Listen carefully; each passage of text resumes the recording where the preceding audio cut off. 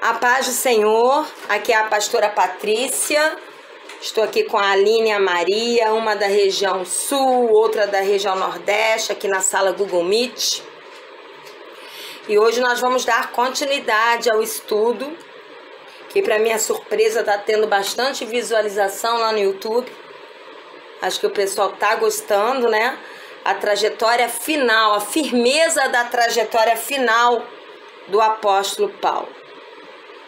O intuito, o objetivo desse estudo não é acrescentar só cultura. Tem cultura aqui, tem coisas que são culturais, né? Curiosidades, mas o objetivo principal é imprimir em nós as características de firmeza que haviam no apóstolo Paulo na trajetória final. Por que final? Porque é a trajetória que ele sabia que estava indo para Roma para morrer. E ele nos ensina uma firmeza assim maravilhosa. É essa firmeza que o Senhor quer imprimir em nós. Estamos vivendo dias difíceis, só não enxerga quem não quer. Dias onde haverá perseguição sobre a igreja. Sempre houve, mas agora vai se tornar um pouquinho mais acirrada. E a firmeza é uma das características do caráter de Cristo que havia no apóstolo Paulo, que precisa ser um dos pilares da nossa vida cristã. É a perseverança, a firmeza. E é isso que nós estamos nos propondo a aprender aqui. Eu também, né? E hoje é a aula número 2. E o texto base da aula de hoje, para quem tem apostila, né? Quem não tem, me chame aí pelo WhatsApp, né? Que eu mando, me dando o endereço. Ou no comentário. No comentário do YouTube é muito perigoso você botar endereço porque todo mundo vê. É mais fácil você mandar seu endereço pelo WhatsApp. No final, então, se você que vai ouvir até o final, no final eu dou meu celular, que todo mundo já tem mesmo. Então, o texto base hoje é Atos, capítulo 21, versículo 16 a 26. Como na aula passada, o primeiro texto eu vou ler, que é o texto base, depois os próximos textos a gente vai aí intercalando. Hoje o pastor José Arthur não está conosco, porque ele vai dar aula daqui a pouco, mas depois nós vamos tentar recombinar esse horário aí para ele poder estar ministrando também. Então vamos lá, Atos capítulo 21, do versículo 16 ao versículo 26. Diz assim: alguns dos discípulos de Cesareia nos acompanharam quem? O apóstolo Paulo e os que estavam com ele, e nos levaram à casa de Mnason, onde devíamos ficar. Esse Mnason, era natural de Chipre e um dos primeiros discípulos de Jesus Cristo, né? A chegada de Paulo a Jerusalém. Quando chegamos a Jerusalém, os irmãos da igreja que se reunia em Jerusalém nos receberam com alegria. No dia seguinte, Paulo foi conosco encontrar-se com Tiago, e todos os presbíteros estavam presentes. Diga-se de passagem, eu posso provar em outro momento, presbítero não é um ministério diferente de pastor e bispo. Na Bíblia, bispo, pastor e presbítero é a mesma coisa. Criaram essa divisão na igreja chamada evangélica para poder ter cargo para todo mundo. Mas bispo, pastor e presbítero é a mesma coisa. Lá no final, em Pedro, fala aos presbíteros chamados a pastorear o rebanho de Deus. Então, presbítero também é pastor. E todos os presbíteros estavam presentes. Paulo os saudou e relatou minuciosamente, então ele era um homem detalhista, né? O que Deus havia feito entre os gentios por meio do seu ministério. Ouvindo isso, eles louvaram a Deus e disseram a Paulo: veja, irmão, quantos milhares de judeus creram, e todos eles são zelosos da lei. Eles foram informados de que você ensina todos os judeus que vivem entre os gentios a se afastarem de Moisés, dizendo-lhes que não circuncidem seus filhos, nem vivam de acordo com os nossos costumes. Na verdade, não era bem isso que o apóstolo Paulo, né? O Paulo, olha a intimidade. O apóstolo Paulo pregava, né? Ele pregava que nós estávamos, que a igreja, ela vivia não mais debaixo da escravidão da lei. Por que escravidão? Porque até a vinda de Cristo, os homens tentavam agradar a Deus tentando viver a lei de Moisés. E não conseguiam, porque sem o Espírito Santo é impossível. Então, com a vinda de Jesus, veio a graça, que é a capacitação dada pelo sangue de Jesus gratuitamente a nós para vivermos os princípios da palavra de Deus. Por isso que diz que a lei se cumpre em Cristo. Cristo, ele não veio anular a lei.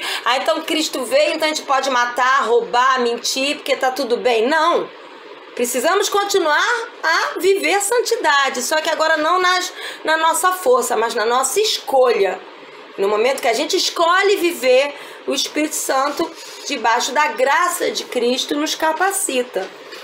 Então eles estavam distorcendo, dizendo que os judeus eles deviam se afastar de Moisés. Moisés foi um grande homem de Deus, um exemplo para nós. Né? O que Paulo, na verdade, está querendo dizer é que vocês não precisam mais viver pela lei, mas viver a lei, os princípios de santidade da lei, na graça de Cristo. Versículo 22. Que faremos? Certamente eles saberão que você chegou. Quer dizer, os presbíteros, que são os pastores, e todos os homens, né, da igreja de Cristo aqui em Jerusalém, estavam com medo, porque, olha, os judeus que se converteram são zelosos da lei. Eles se converteram, mas ainda continuam apegados à lei. E eles acham que você prega contra Moisés. E agora, eles vão saber que você chegou, Paulo. O que a gente vai fazer? Eles estavam com medo, né, de Paulo ser perseguido. Versículo 23. Portanto, faça o que lhe dizemos. E olha que coisa linda. Estão conosco 4 homens que fizeram voto. Participe com esses homens dos rituais de purificação e pague as despesas deles, para que rapem a cabeça. Assim todos saberão que não é verdadeiro o que falam de você, né? Que ele estava contra Moisés, mas que você continua vivendo em obediência à lei. Ora, se fosse alguém sem a sabedoria de Deus, antes de eu ler o restante, o apóstolo vai falar, nada disso, eu não tenho que provar nada. Mas a questão é que o apóstolo Paulo, se você lê as cartas, você vê que ele fala assim, eu me fiz de hebreus para agradar os hebreus, me fiz de judeus para agradar os judeus, isto é, aquilo que não era pecado, ele respeitava para poder alcançá-los. Exemplo prático para os dias de hoje. Se eu vou a uma igreja local, onde eu sei que usar um brinco grande, ou até mesmo um brinco, por causa dos costumes deles, eu vou agredir, eu vou tirar os brincos. Porque isso não é pecado, eu não estou cometendo pecado, eu não estou sendo motivo de escândalo. E aqui o apóstolo Paulo, você vai ver que ele usou de muita sabedoria. Ele falou assim, se eu participar desse voto com eles, já que eles são mais fracos na fé, e há um texto na Bíblia que fala que aqueles que acham que só pode comer legumes, né, que não pode comer carne, isso não significa que eu seja fraca na fé, tá, gente? Apesar de eu não comer carne. Mas, nós precisamos respeitar os mais fracos na fé, que acham que Algumas práticas ainda são pecado, quando na graça não são mais. Isso é fraqueza na fé, mas não significa falta de santidade. E aí olha o que a gente fala no versículo 25. Quanto aos gentios convertidos, já lhes escrevemos a nossa decisão de que eles devem abster-se de comida sacrificada aos ídolos, do sangue, da carne de animais estrangulados e da imoralidade sexual. O que está falando aqui? Olha, tudo bem que aqueles que se converteram em Cristo não precisa mais praticar a lei como era no Antigo Testamento, mas tem coisas que persistem. Não comer carne sacrificada a ídolos, lógico. É como se eu, não vou dar nomes, né?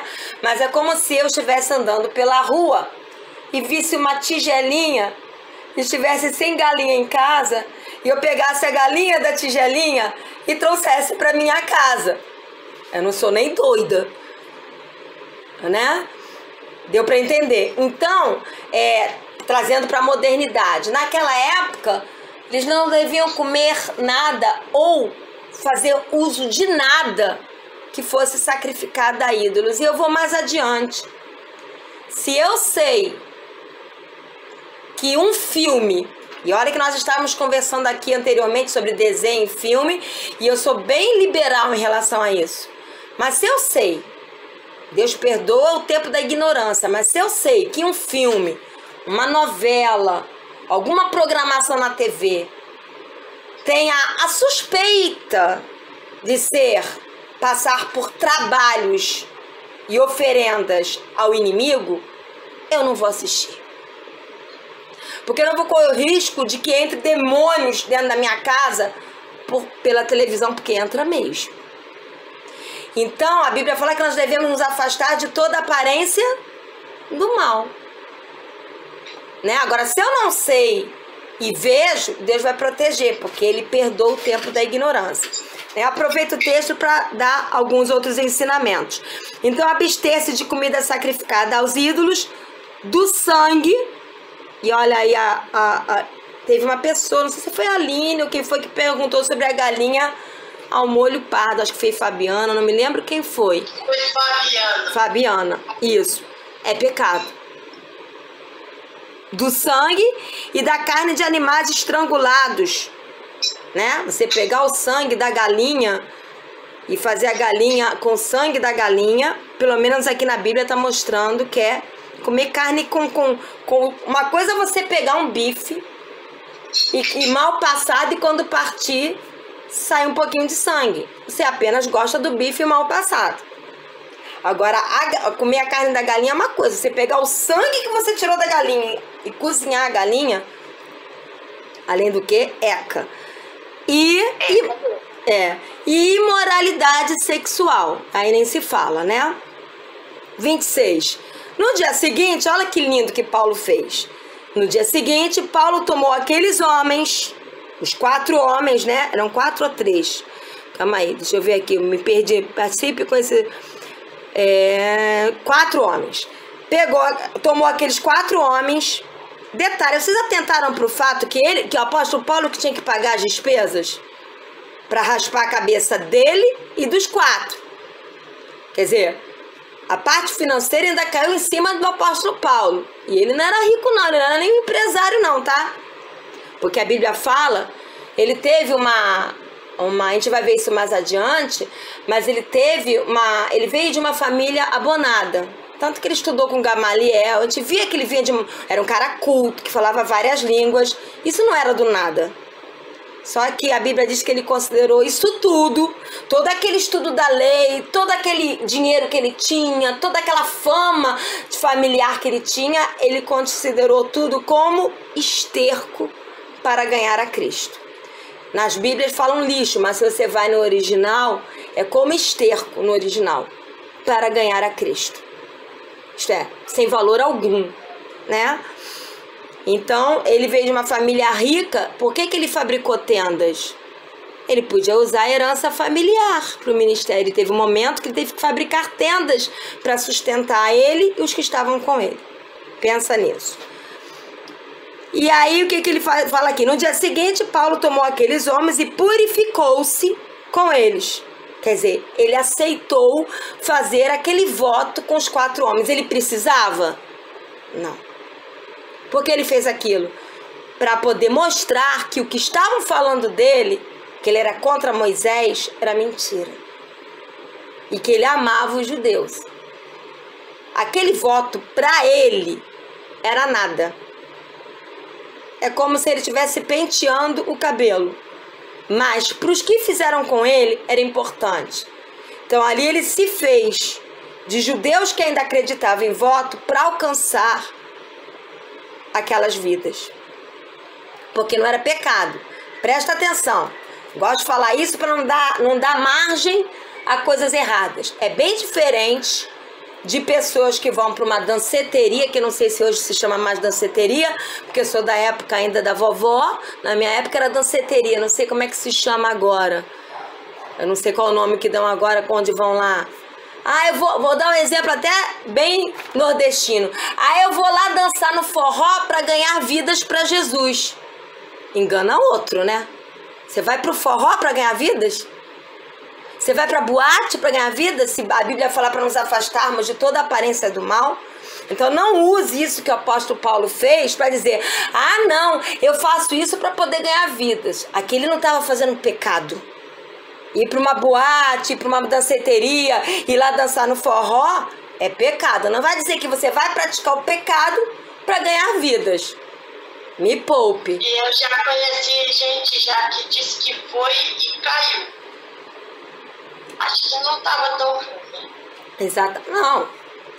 E cai mesmo. Cai mesmo porque se a Bíblia fala para nós nos afastarmos da aparência do mal, é porque brincar com o pecado é muito perigoso. Né? Então diz aqui: no dia seguinte Paulo tomou aqueles homens e purificou-se com eles.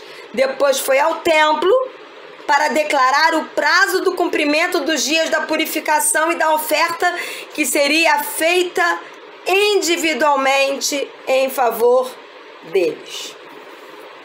O que nós aprendemos aqui nesse texto? Primeiro, vamos lá para a apostila. Chegando em Jerusalém. O apóstolo Paulo foi recebido com alegria e com humildade, principalmente entre as lideranças. Não havia competição. Você vê entre o 17 e o 19 que quando o apóstolo Paulo chega em Jerusalém, os irmãos recebem ele com alegria. Depois o apóstolo Paulo foi se encontrar com as lideranças, alguns deles que andaram com Jesus. E lá ele saudou as lideranças e contou tudo que Deus havia feito através da vida dele com os gentios. E eles louvaram a Deus. Então, o apóstolo Paulo, quando chegou lá em Jerusalém, eles não torceram o nariz, falaram: lá vem o apóstolo Paulo.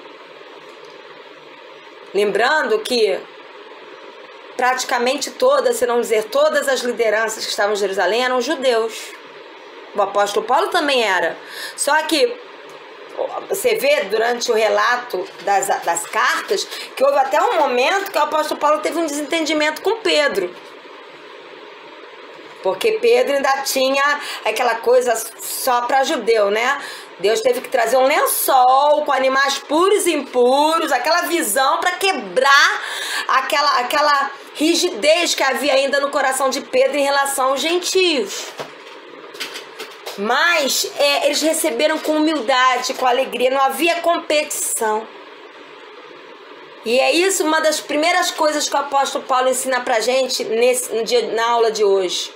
Não pode haver competição entre as lideranças e entre os irmãos e irmãs na igreja de Cristo. Nunca poderia ter havido, infelizmente há. E tem que acabar, precisamos orar para que isso acabe, porque estamos vivendo tempos difíceis. E o que a Bíblia diz? Uma casa, um reino dividido não subsiste. A igreja, para enfrentar esses tempos difíceis, ela precisa de unidade. E na unidade não pode haver competição. Não Isso é uma coisa que deveria ser sempre falado e reiterado, lembrado sempre entre os líderes. Com Eles certeza. estão ali para servir todos igualmente, para servir ao reino do Senhor, para ganhar vidas, para ganhar almas e aperfeiçoar aquelas que já estão ali. Ensinar Exatamente. aquelas que estão ali. Né? A gente vê, às vezes, eu fiquei muito feliz porque eu mandei para vocês, não sei se vocês ouviram, uma pregação do Juliano Som, e antiga já, que eu nunca vi ele falar daquela maneira, porque ele é muito calminho, né, para pregar, mas ali ele desceu a lenha de uma maneira muito exemplar. Aí eu falei assim, mais um descendo a lenha. E um dos pontos que ele tocou foi esse. Os líderes, e até mesmo os que não são líderes, querendo um lugar ao sol. Quando na verdade nós precisamos estar buscando o sol. Não ter um lugar ao sol. Nós somos planetas. O sol é Jesus. O planeta não tem luz própria. Então, os líderes estão querendo ter luz própria. Isso é competição. Quando a competição ela entra quando o líder quer ser um semideus, né, por assim dizer, não pode. Eu louvo a Deus porque nesses anos todos eu pregando, isso eu quero deixar registrado como toda honra e glória a Deus. Eu prego desde 2004, e para quem me conhece já há anos, isso é uma coisa que nunca entrou na minha vida e é Deus purinho, né? Não é honra minha, é arrogância, soberba. É Deus. Porque eu sei... Mas o próprio homem, né, o próprio fiel, às vezes, da igreja, eles meio que adoram. Eu realmente, porque eu vejo, já vi isso, adorando o pastor. Exatamente. Você tirou agora, eu ia falar isso. Eu ia falar, a culpa não é só da liderança. A culpa são dos liderados, que bajulam e colocam a liderança no pedestal. Então ali há uma cumplicidade de culpa. Eu acho que a culpa é dos dois. Exatamente. Se um gosta e aprova, e aceita essa bajulação, é porque ele está aprovando a atitude do liderado. Exatamente. Então, agora continuando aqui na apostila. O apóstolo, então a primeira coisa que nós vimos hoje é lideranças e até mesmo cristãos precisam receber uns aos outros com alegria, com humildade e não haver competição. O apóstolo Paulo relata tudo que ele viveu. E nós vimos aqui, ele relata minuciosamente. Acho lindo isso, porque até mesmo nas defesas dele, que a gente vai ver mais adiante, ele conta detalhes, ele não deixa passar nenhum detalhe, né? E haja memória, né? Ele era bom de memória, a lembrar de tudo. O apóstolo Paulo relata tudo que ele viveu, sempre com muita humildade e sinceridade, sem nenhuma vanglória. E ainda se deu o trabalho de demonstrar na prática que ele respeitava os judeus convertidos, fazendo voto junto com eles. Então, outra característica de firmeza do apóstolo Paulo. Primeiro, não acrescentar, nem omitir por medo, e nem acrescentar para florear o que Deus fez. O que Deus fez foi isso, isso, isso. Agradando ou não, Deus fez isso. Então ele era sincero. Ele não floreava e nem escondia por medo, né? Outra característica é a humildade. Gente, o apóstolo Paulo ele foi arrebatado. O apóstolo Paulo passou por uma experiência a caminho de Damasco fortíssima. Ele tinha tudo para se vangloriar. As experiências do apóstolo Paulo podiam levá-lo à vanglória. Só que não. Ele tinha uma humildade exemplar e um coração sincero. E ele era tão humilde, falou: vocês querem que eu faça um voto? Estou parafraseando, né? Vocês querem que eu faça um voto com esses 4 homens para provar para os judeus convertidos de que eu não sou contra a Moisés? Ok, eu faço, tudo bem. Isso é uma humildade, um desprendimento exemplar. Porque, veja bem, nós vamos viver dias em que a gente vai ter que ter discernimento entre o que é a prática do pecado ou o que é respeitar a fraqueza do outro. E para isso precisa a maturidade. Por que o apóstolo Paulo fez esse voto, que para ele não representava mais nada, ele já tinha aberto mão disso, mas por respeito àqueles 4 judeus e aos judeus convertidos? Maturidade. E porque ele sabia que isso não era pecado. Então o que nós precisamos buscar em Deus é: Deus, me ensina a discernir entre o que eu posso fazer para respeitar a fraqueza, que na verdade fazer esse voto para os judeus na graça era uma fraqueza a qual eles ainda não tinham chegado lá. O apóstolo Paulo, ele respeitou o nível de maturidade desses judeus, que ainda não tinham chegado no nível de maturidade dele, o que não era pecado. Então nós precisamos: Senhor, nos ajuda a entender o que eu não preciso confrontar porque é a fraqueza do outro, ou o que eu não posso praticar, mesmo que seja fraqueza, porque é pecado. Por exemplo, a irmãzinha me chamou para ir para a praia. Ela usa fio dental e expõe o corpo dela. Se eu for com o meu biquíni enorme, eu vou agredir ela, então também vou botar um fio dental. Só que não. Tá entendendo? Pastora, a senhora é legalista? Não. A Bíblia fala que ninguém defraude o seu irmão.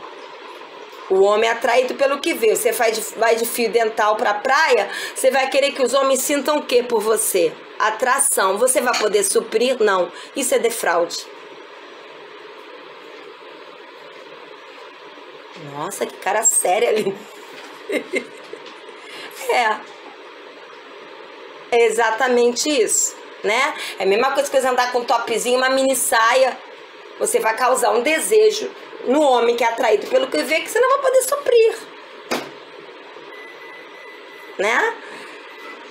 Então, número 1, então nós vimos humildade, sinceridade, ele não tinha vanglória e ele respeitou a fraqueza desses judeus convertidos que ainda estavam presos a algumas coisas da lei, né? Por exemplo, eu não vou numa igreja local que eu sei que a maquiagem não é bem aceita, que o uso de calça comprida não é aceita, eu não quero saber, eu não sou igual a elas, eu vou assim mesmo. Não. Eu jamais vou pregar de calça comprida, em qualquer lugar que seja.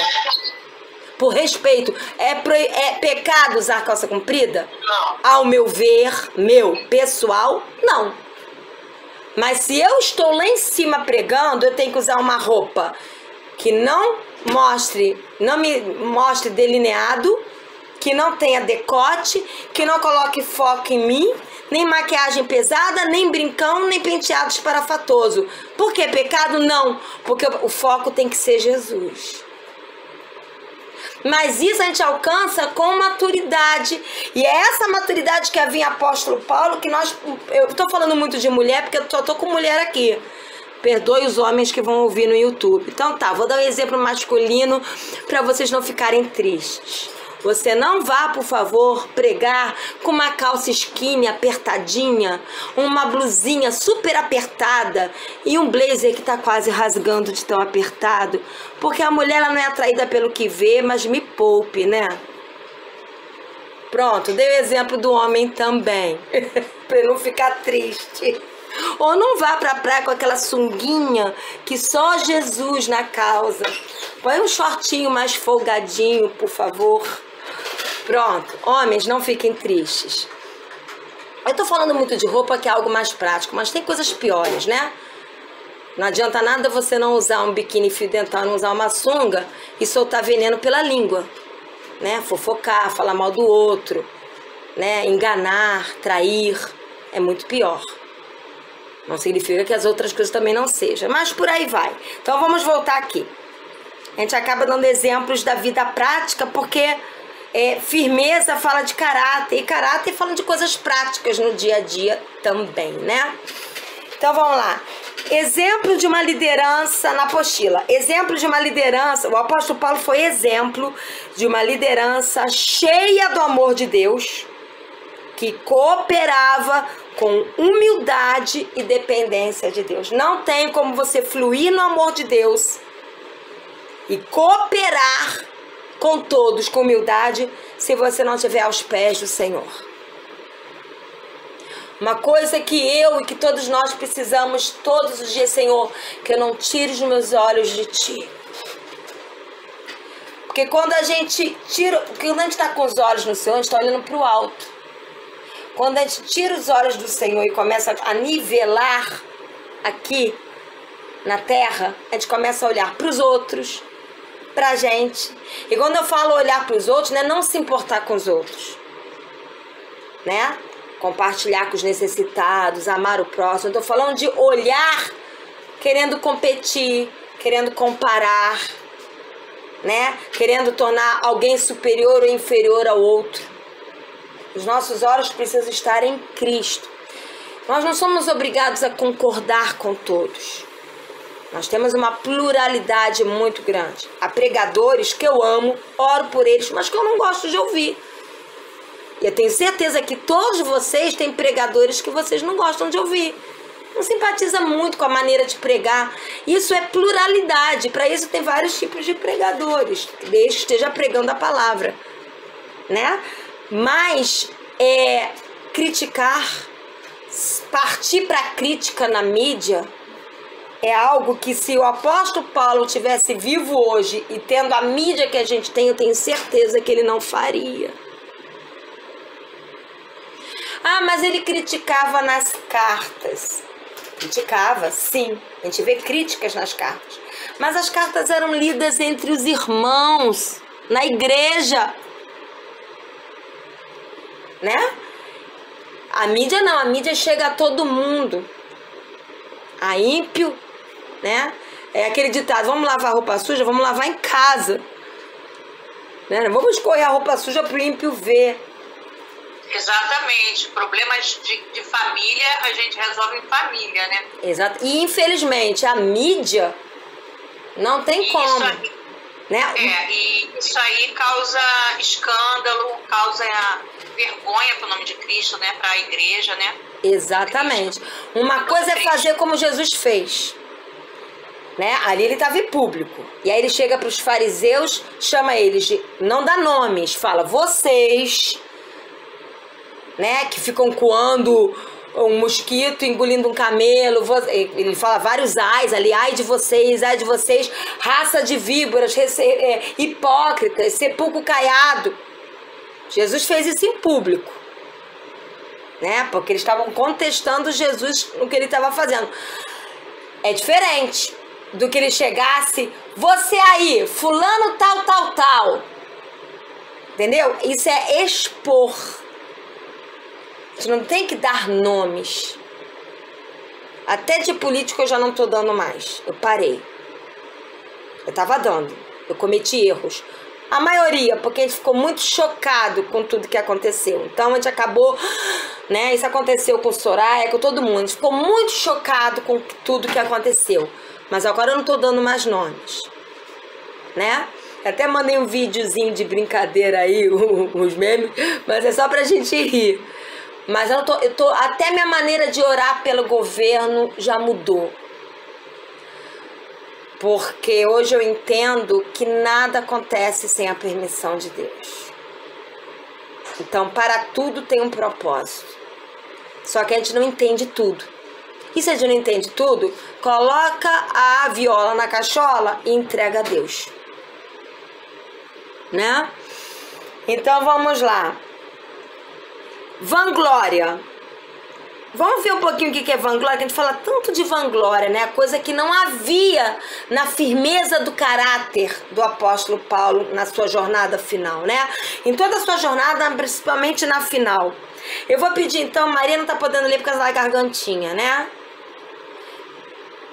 Tá podendo, Maria? Eu pouquinho, dá sim. Dá? Então lê o Filipe, que aí eu vou seguir aqui as imagens. Começa com a Maria, depois vai a Aline, depois Soraya. Filipenses capítulo 2, versículo 3.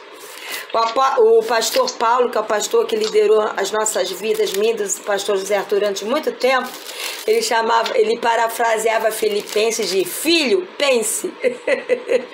Então vamos lá, Filipenses capítulo 2, versículo 3. Nada façam por ambição egoísta ou por vaidade, mas humildemente considerem os outros superiores a si mesmo. Até aí.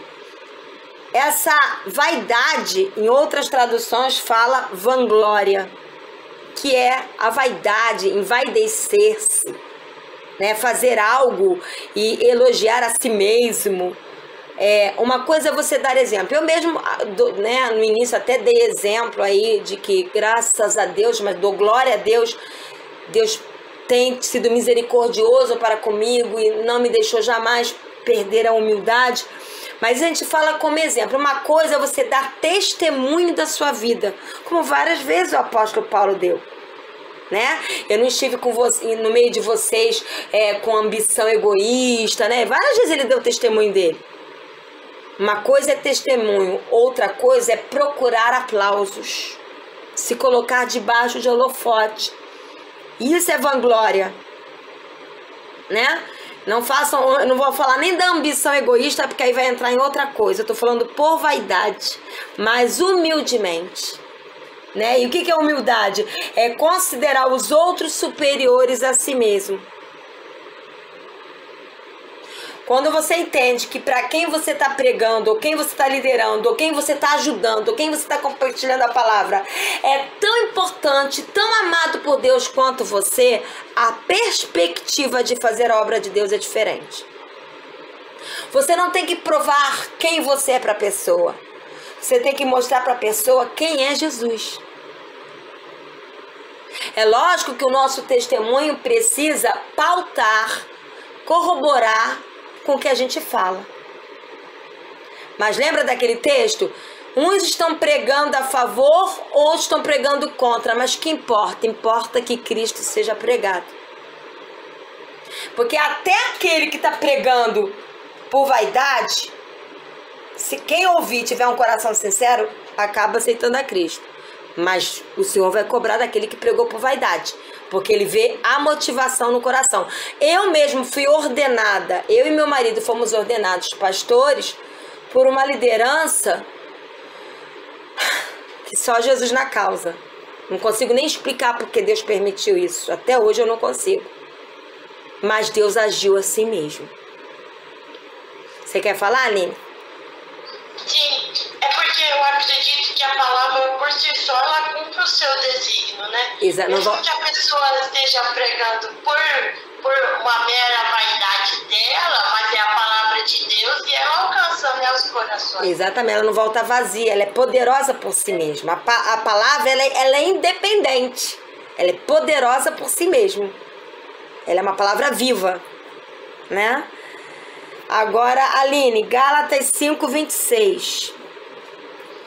Diz assim: não nos deixemos possuir de vanglória, provocando uns aos outros, tendo inveja uns dos outros. Vanglória é a mesma coisa. Vanglória e a inveja caminham junto. Isso, vanglória, inveja, presunção, tudo isso caminha junto, né? Quando você se deixa tomar pela vanglória, você acaba invejando, porque você não quer que ninguém apague a sua luz, entre aspas, né? Ninguém pode estar se destacando mais que você. E aí quem... Não só, desculpa interromper, Nada. Não só tendo inveja, mas provocando inveja no outro. Exatamente. Às vezes você leva um irmão a pecar. É porque o pecado ele arrasta.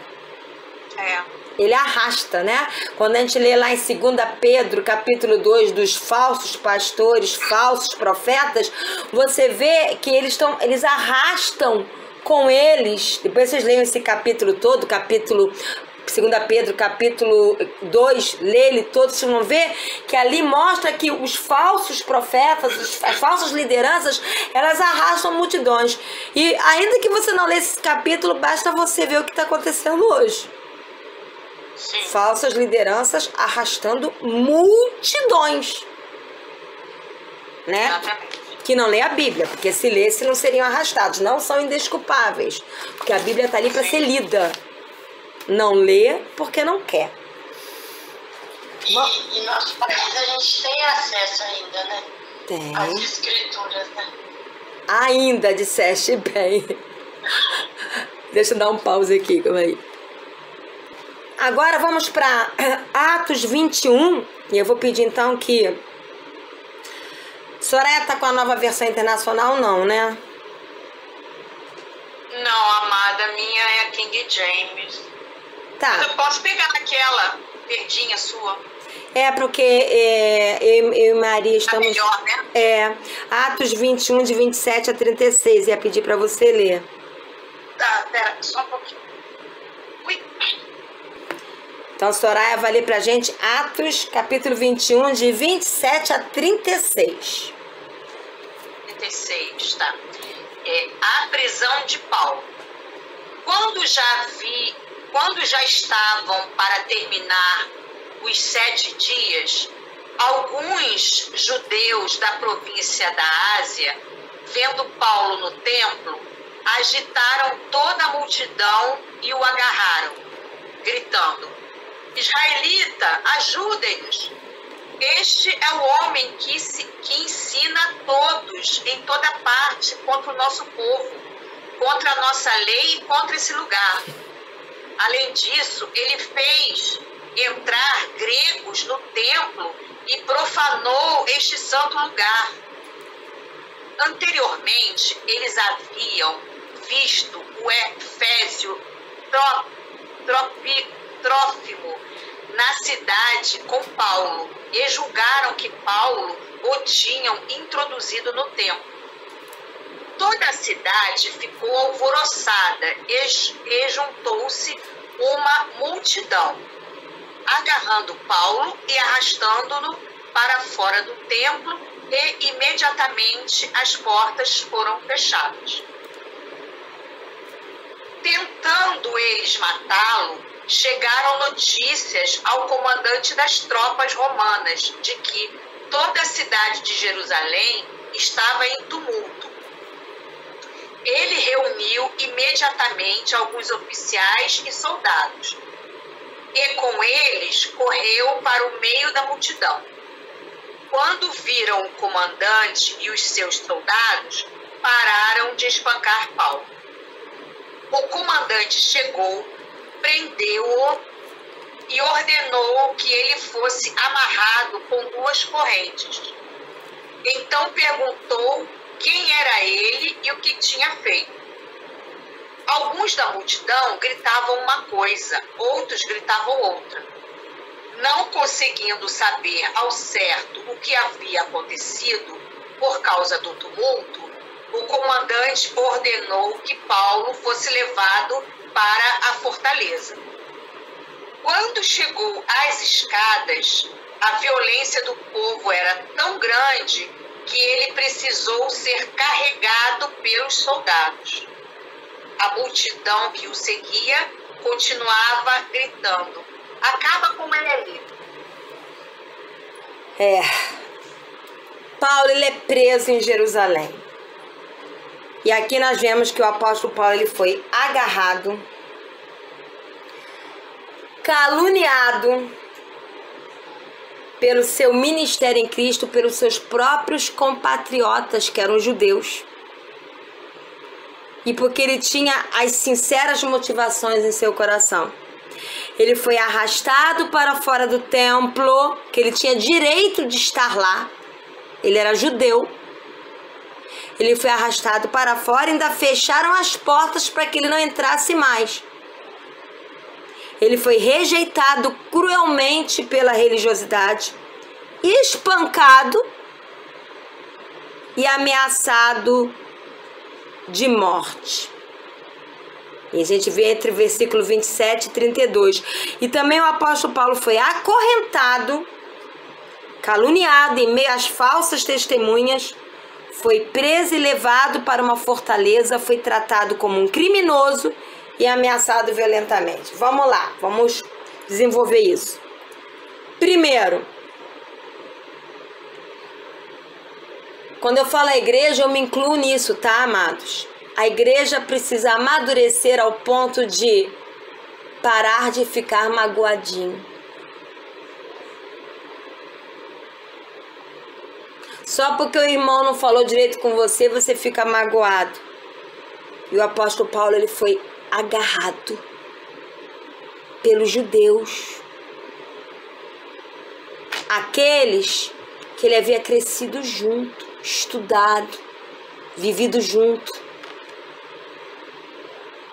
Certamente, entre aqueles que estavam agarrando ele encontrou olhares de pessoas que antes eram amigos dele.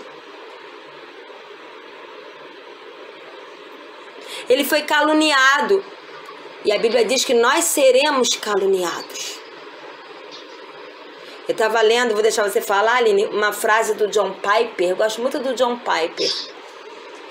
Uma frase que ele falou assim: estamos vivendo um tempo de que as coisas estão sendo tão relativizadas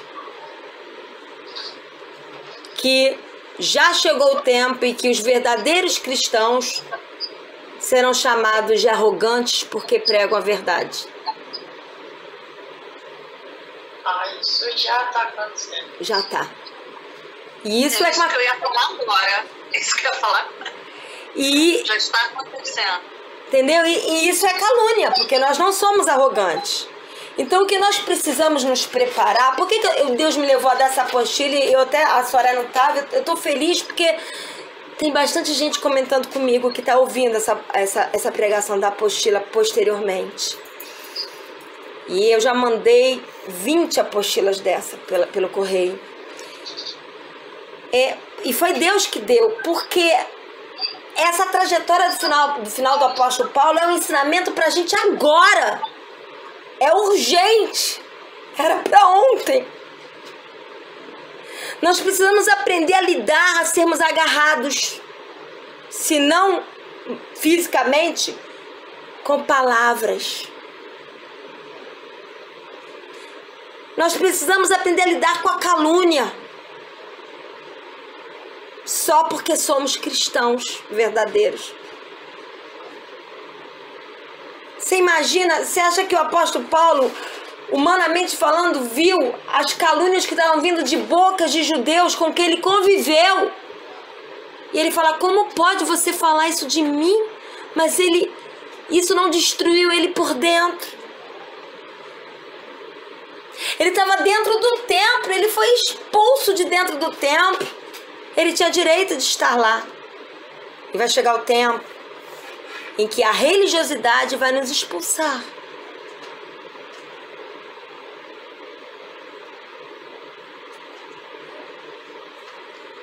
Ele foi rejeitado pelos judeus que eram religiosos. Quem aqui já não sofre rejeição? A luz dos verdadeiros cristãos fiéis ofusca, né? Incomoda. Exatamente. Exato. Eu passei em pequena escala, porque eu não sou famosa, né?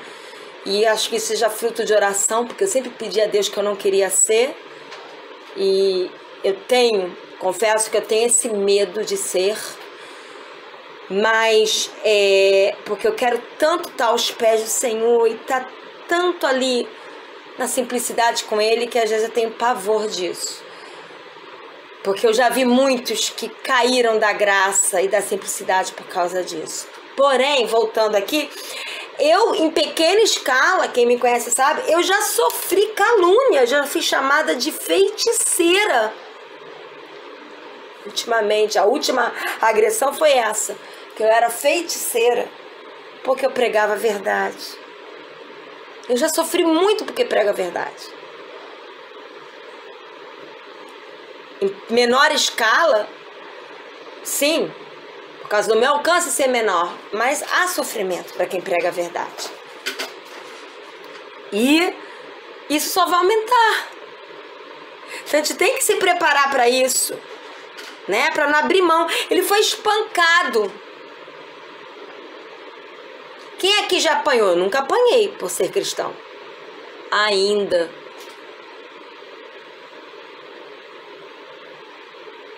Aqui no Brasil. Ainda aqui no Brasil. Mas vai chegar um momento em que nós seremos. E está muito próximo. Para quem está vendo o andamento da política no Brasil, o que acontece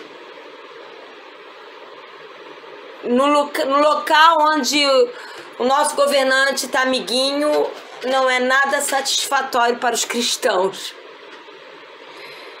Então, a gente tem que aprender a lidar com isso. Aprender a lidar em ser caluniado, em ser rejeitado, né? Espancado, se não fisicamente, com palavras. Todo mundo aqui já foi espancado com palavras. Palavras que ferem e que às vezes dói mais do que uma pancada física. Né? Eu nunca fui ameaçada de morte. Mas tem irmãos nossos que não só foram ameaçados, mas que já morreram. Agora, na atualidade, não estou falando lá da época da arena romana, que eles eram comidos por leões vivos, não. Coisas recentes. Então, é porque o Brasil ainda está light. Ainda. Mas o sistema político... Nós já estamos no começo de uma repressão que virá aí. Com certeza. A igreja já tem que estar preparada para isso. Exatamente. Exatamente. Porque olha só, isso eu vou falar no YouTube, porque eu preciso falar. O sistema governamental, com certeza, isso eu tenho certeza no meu coração, do anticristo, é o que está sendo implantado praticamente no mundo inteiro.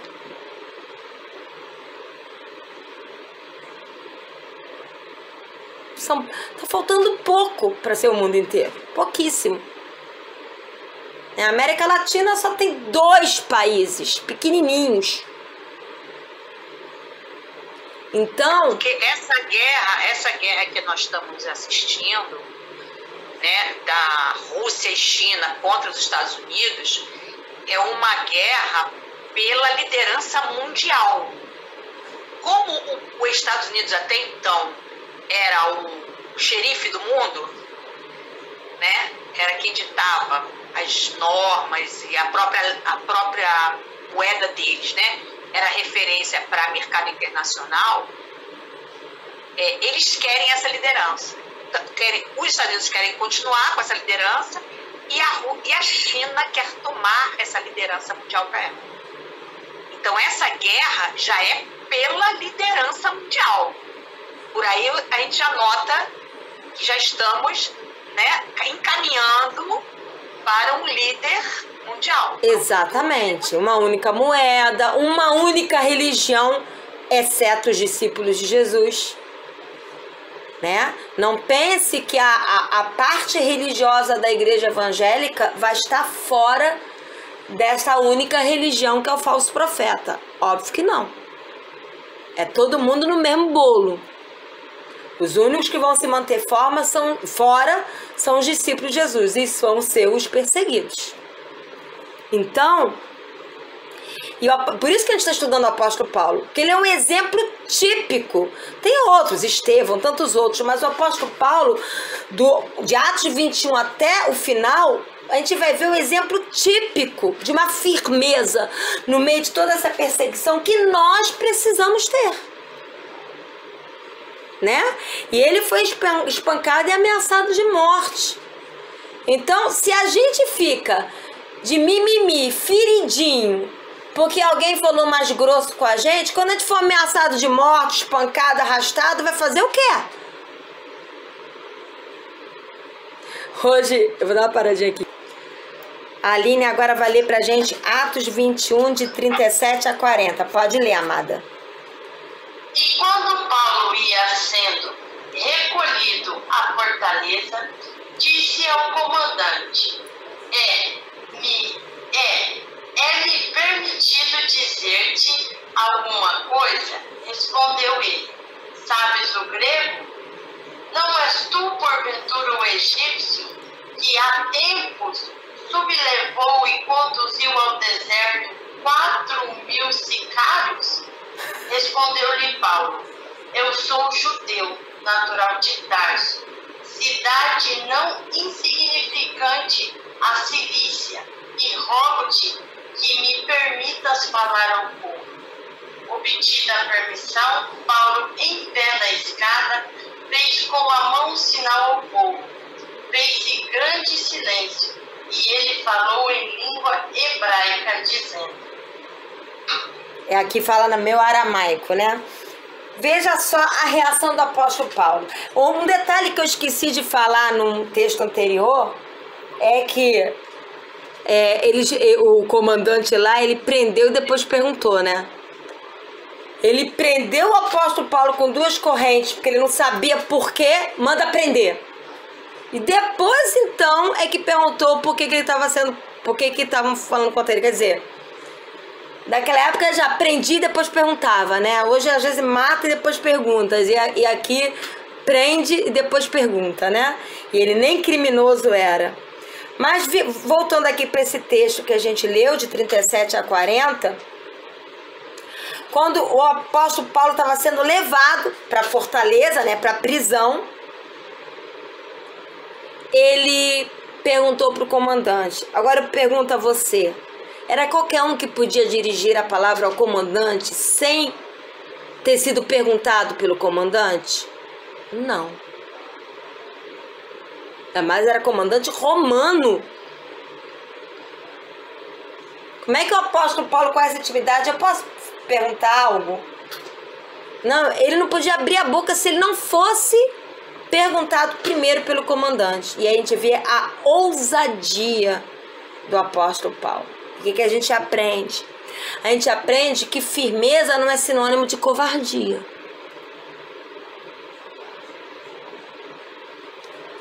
Firmeza não é aguentar tudo calado. Você vê que Jesus houve um momento que ele ficou calado e houve um momento que ele falou. Firmeza é saber o momento certo de falar. O apóstolo Paulo, ele sabia que, com certeza, dentro dele, o Espírito Santo colocava no coração dele que ele podia se dirigir ao comandante, que o comandante não ia fazer nada com ele. E ele perguntou com humildade: eu posso dizer-te algo? Aí o comandante: você fala grego? E ele falava, né? O apóstolo Paulo falava várias línguas. E ele falou: olha, aí ele: não é você, olha o que o comandante falou, que Paulo era um egípcio que iniciou uma revolta, uma mentirosa aqui sobre Paulo. Ele fala: olha, eu sou judeu. Eu acho que você está equivocado. Eu não sou egípcio, eu sou judeu. E eu sou cidadão de Tarso. E era uma cidade importante da Cilícia. E aí o comandante já ficou assim: cara, esse cara aí não é só judeu, ele é romano também. O tratamento tinha que ser diferente. Se ele fosse só judeu, a coisa podia dar ruim para ele, mas ele não era só judeu, ele era romano. E a gente vai ver mais adiante que Paulo, ele faz valer isso também. Ele era um cidadão romano. E aí ele permitiu que ele falasse ao povo, né? E aí ele falou. O comandante permitiu, ele se levantou na escadaria. Ele não teve vergonha, ele estava acorrentado, esqueceu disso? Não. Ele estava acorrentado com 2 correntes. Ele podia, imagina, ele era judeu, um homem de Deus, não era criminoso, estava acorrentado. Ele podia, me leva logo para lá dentro para ninguém ficar me vendo acorrentado, porque isso é uma vergonha. Mas ele se levantou na escadaria, diante daquela galera toda judaica, que estava gritando que ele devia morrer, acorrentado, não tiraram ele das correntes. Ele não teve vergonha das correntes. E isso que eu quero ensinar aqui. A gente não tem que ter vergonha do que fazem contra nós. A vergonha não está de fora para dentro, está de dentro para fora. A gente tem que ter vergonha de pecar.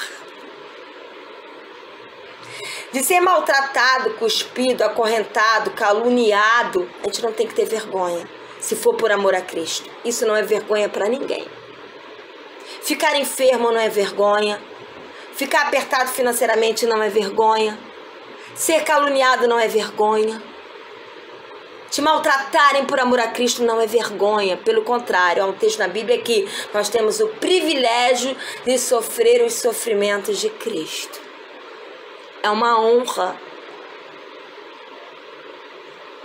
Então, ele não tinha vergonha das correntes dele. Então, aqui na apostila fala, o apóstolo Paulo, a reação do apóstolo Paulo.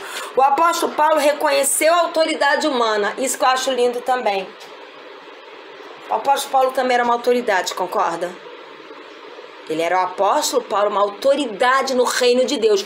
Qual era o reino mais importante? O reino de Roma ou o reino de Deus? O reino de Deus.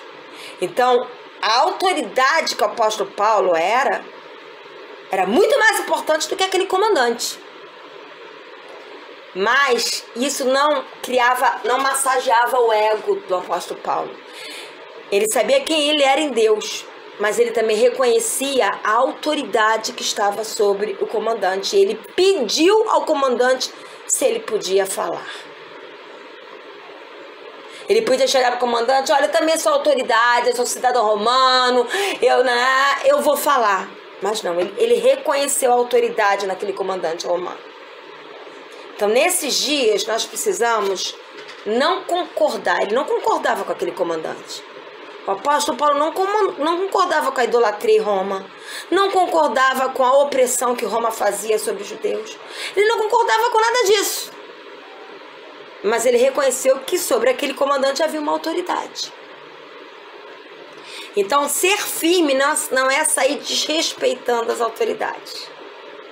Você pode não concordar com elas e nem praticar o que elas mandam você praticar. Por exemplo, vamos lá para o Antigo Testamento.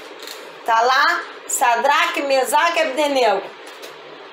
Aí vem Nabucodonosor, eu quero que se dobre sobre a minha imagem, ponto final.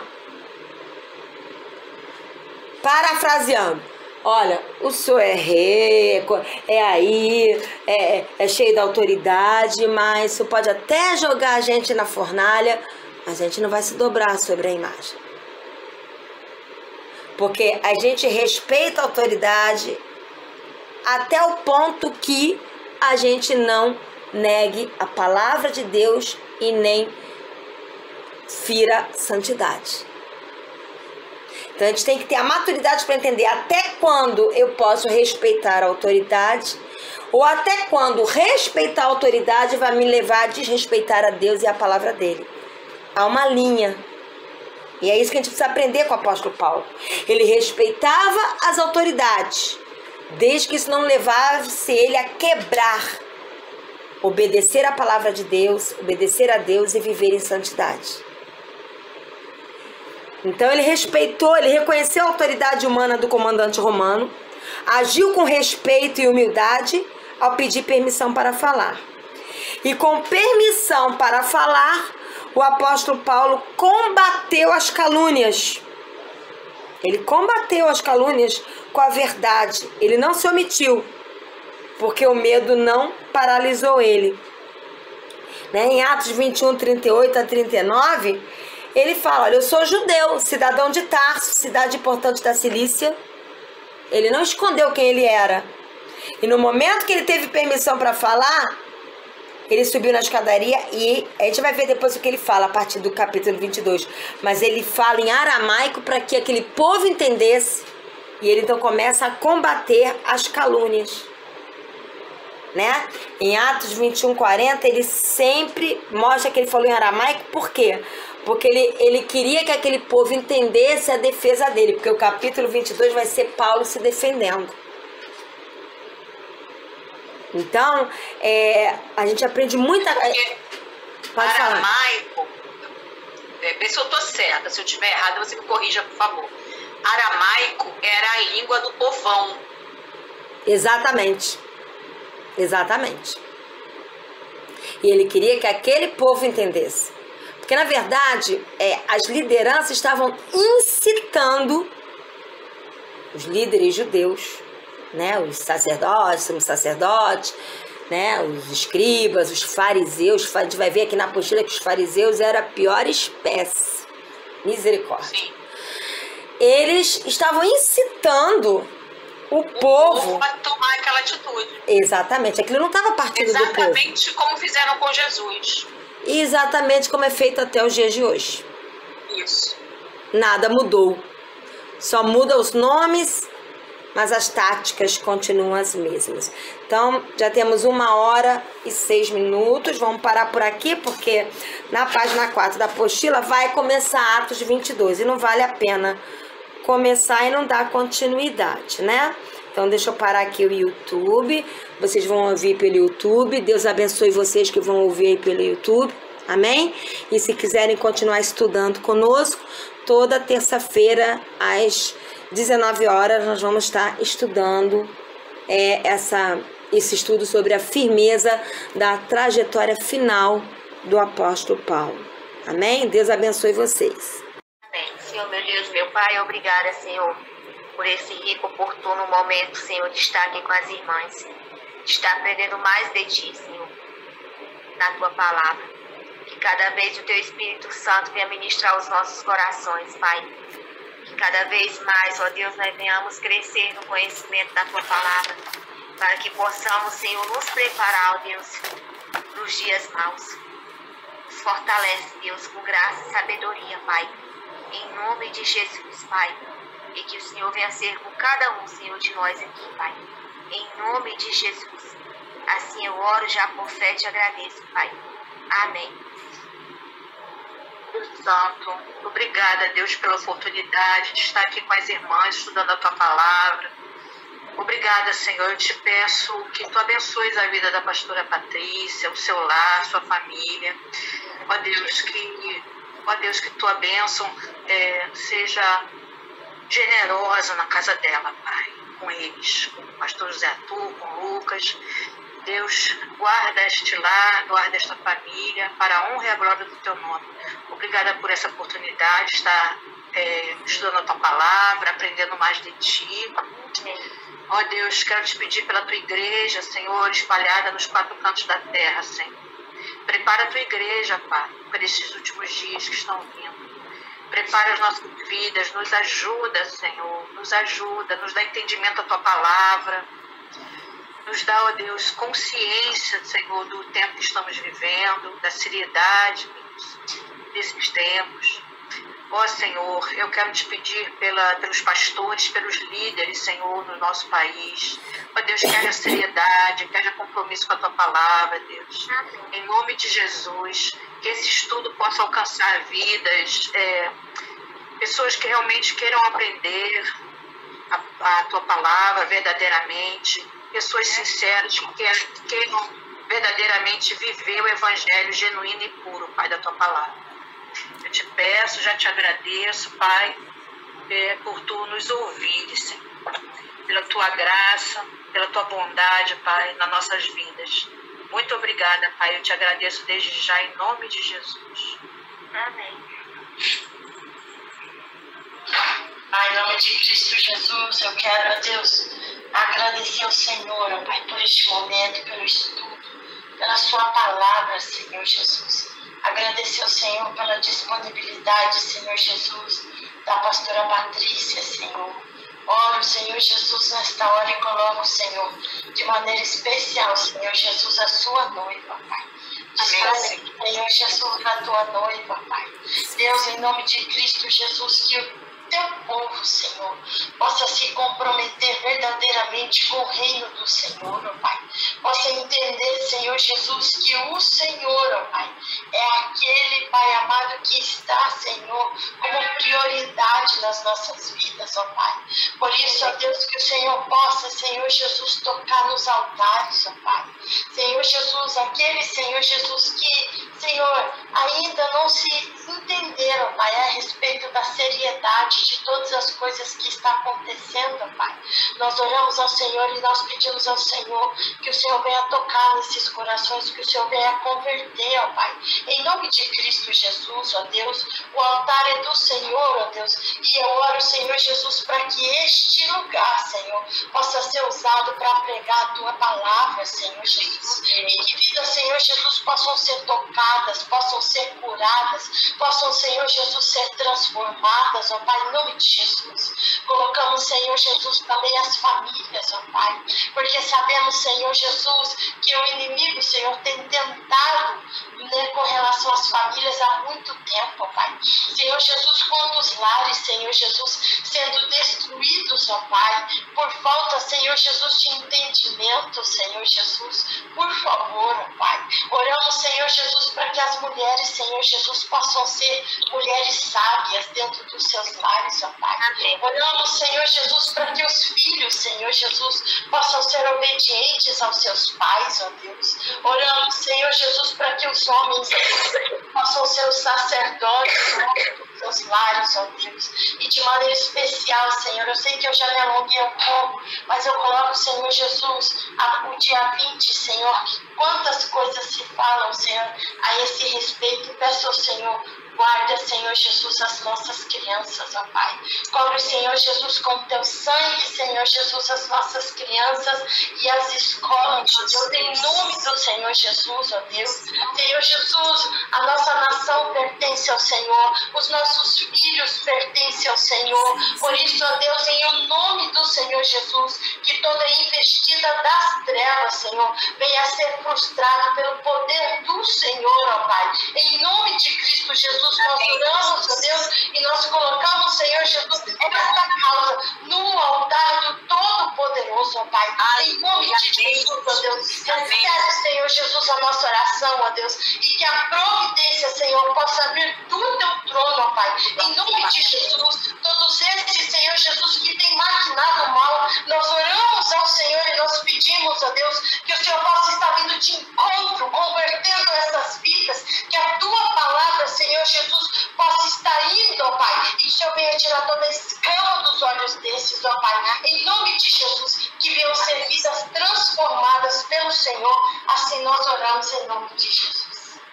Amém. Amém. Amém. Amém.